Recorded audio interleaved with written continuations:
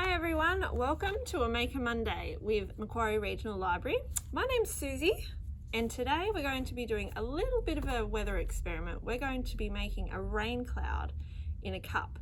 Now I've had a look at some of our weather books that we've got here at the library, and they've given me an idea for this, but all you need for this experiment is some shaving foam, blue food colouring and a glass of water.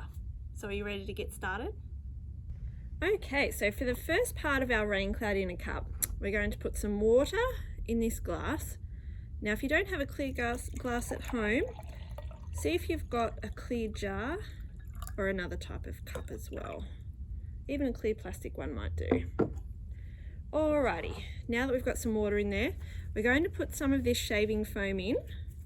Make sure you ask the adults at home for permission before you use all this shaving foam.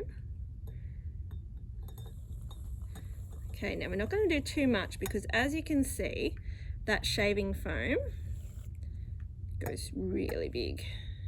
There we go, just like a fluffy cloud. Alrighty, so now that we've got our cloud in our cup, we're going to add some blue food colouring so that you can see what happens when the cloud fills up with moisture and makes rain. Are you ready? So I'm just going to pour the food colouring in nice and gently. Now as you can see, I've actually got some newspaper down because this is a bit of a messy experiment.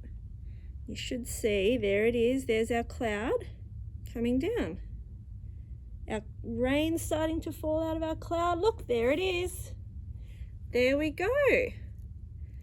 So what's happened here is that cloud has filled up with moisture, which is our food colouring, and that's now coming down here like rain does in nature.